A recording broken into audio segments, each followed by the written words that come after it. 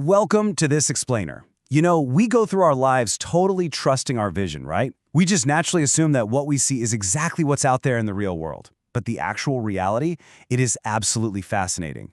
Our eyes are constantly being tricked by the physics of light. Literally everything, from the blue color of the sky to the exact position of the stars at night, is filtered, bent, and scattered before it ever even hits our retinas.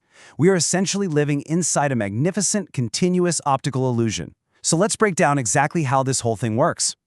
To kick things off, think about this for a second. Have you ever wondered why the sun looks incredibly red or deep orange in the early morning, but bright, piercing white at noon? I mean, it's the exact same sun, pumping out the exact same light. So why in the world does its color seem to change so drastically just depending on the time of day? Well, this one question is kind of the master key to understanding how light actually travels.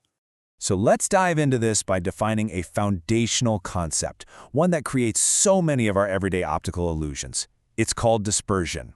First discovered by Isaac Newton way back in 1666. Dispersion is just the phenomenon of splitting a beam of white light into its 7 constituent colors by passing it through a transparent medium. Newton essentially proved that white light isn't actually white at all. It's a whole, vibrant spectrum of colors beautifully wrapped up into one tight package. When a narrow beam of that white light hits a glass prism, it doesn't just shoot straight through. Because the faces of a prism aren't perfectly parallel, that transparent glass actually slows the light down. But here is where the magic trick happens. It slows down the different wavelengths by different amounts, which bends them at totally different angles. This unequal bending forces all those hidden colors in the white light to fan out. And that fanning out, that gives us the visible spectrum, the famous VIBGYOR sequence, going from violet at the bottom all the way up to red at the top. The absolutely crucial point here is how their specific wavelengths dictate how they act. Red light has the longest wavelength, meaning it's kind of the lazy one. It suffers the absolute least deviation, so it bends the least. Violet light, on the other hand, has the shortest wavelength, so it gets bent the most drastically. This simple, elegant rule of physics governs so much of what we actually see. Okay, so understanding that light can bend brings us to our next big question. And this one shifts our focus from the light source itself to its epic journey across space. Is a star actually where you see it in the night sky? Like when you point up at a constellation, are you pointing at the true physical location of those giant burning balls of gas? Well, prepare to have your mind bent right along with the light. The culprit here is atmospheric refraction. See, Earth's atmosphere isn't just one uniform, perfectly mixed blanket of air. It's made up of several distinct layers. The layers at the very top are optically rare, but as you move closer down to the surface, they become optically denser. So when starlight travels across millions of light years and finally hits our atmosphere, it continuously bends towards the normal as it makes its way all the down to your eye. Think about the path of that incoming light ray. The true physical position of the star is actually lower down, but because the light curves downward as it enters those denser and denser atmospheric layers, our brains get tricked. Our brains strictly assume that light travels in straight lines, so they project that curved ray straight backward. This makes the star appear to be slightly higher in the sky than its actual position. You are quite literally looking at a mirage of the cosmos. This atmospheric interference also solves a classic childhood mystery, by the way. Why do stars twinkle, but planets don't? Well, stars are so insanely far away that they act as tiny, distant point sources of light. As Earth's atmosphere churns and moves, that single tiny point gets refracted slightly differently from millisecond to millisecond. That makes its position fluctuate, creating that twinkle. Planets, though, are much closer to us and act as extended light sources. All those tiny variations in refraction just average out across the surface of the planet, totally canceling out the twinkling effect. But atmospheric refraction doesn't just affect the night sky. It messes with our daily schedule, too. Get a load of this truly surprising fact. You can actually see the sun about 2 full minutes before the actual sunrise and 2 minutes after the actual sunset.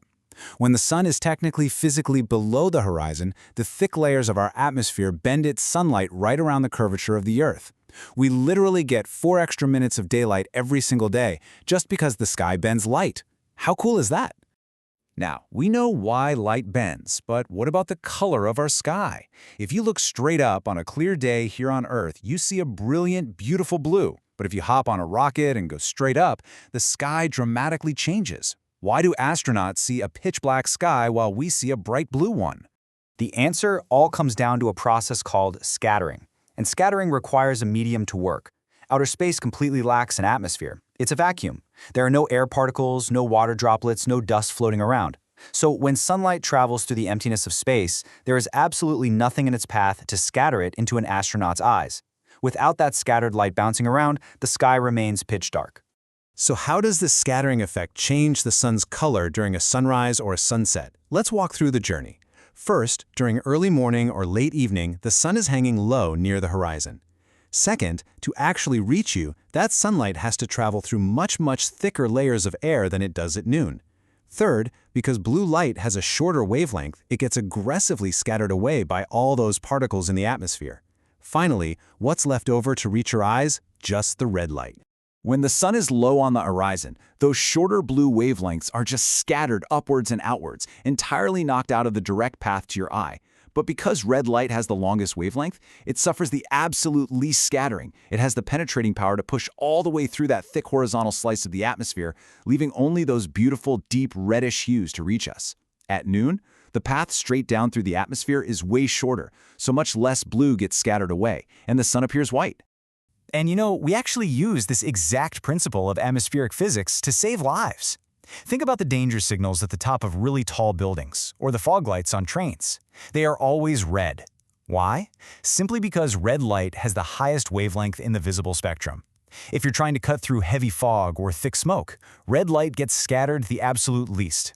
It stays on a straight, true path better than any other color, making sure that warning signal can be seen from miles away, regardless of the weather.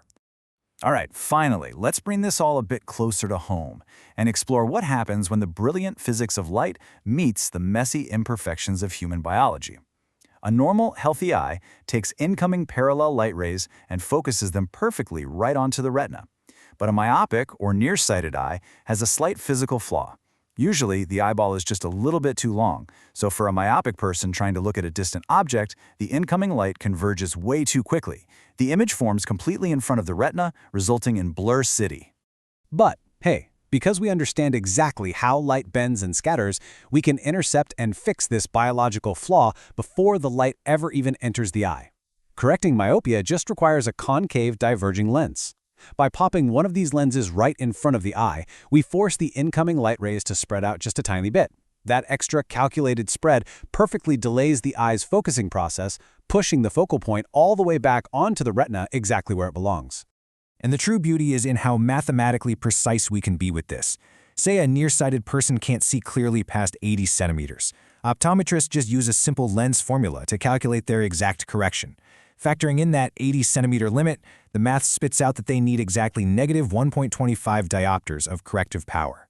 That negative sign simply means it needs a concave shape, and the 1.25, that's the exact, precise amount of diverging power required to hack the physics of light and restore 20/20 vision.